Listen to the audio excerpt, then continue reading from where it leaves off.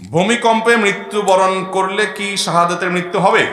জি হ্যাঁ, ভূমিকম্পের মৃত্যু ইমানদার মানুষের যদি ভূমিকম্পের মৃত্যু হয় তাহলে সে শাহাদাতের মর্যাদা পাবে ইনশাআল্লাহ। নবী করিম সাল্লাল্লাহু আলাইহি ওয়াসাল্লাম বলেছেন, আল্লাহর রাস্তায় যারা জীবন দেয় তারা ছাড়া আরো কিছু মানুষ আছে যারা শাহাদাতের মর্যাদা পাবে।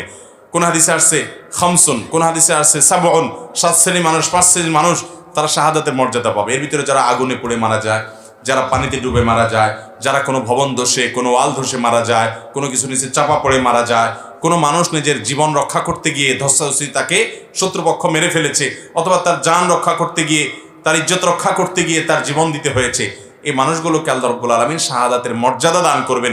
আল্লাহ রাস্তা শহীদদের যেই মাকাম হুবহু সেটা না হলেও শহীদদের কাতারে বা মর্যাদা তারা যাবে।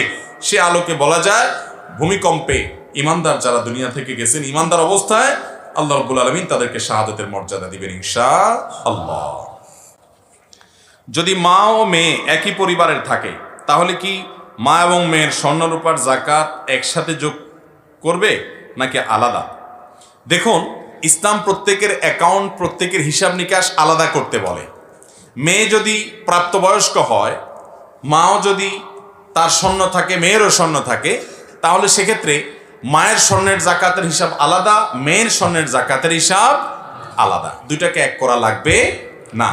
যদি কারোরটাই নেশাব পূর্ণ না হয় তাহলে কারোরই যাকাত দিতে হবে না, কিন্তু দুইটা একসাথে করলে যদি নেশাব পূরণ করতে হয় তাহলে যাকাত দিতে হবে না, যেহেতু দুজনের মালিক আলাদা।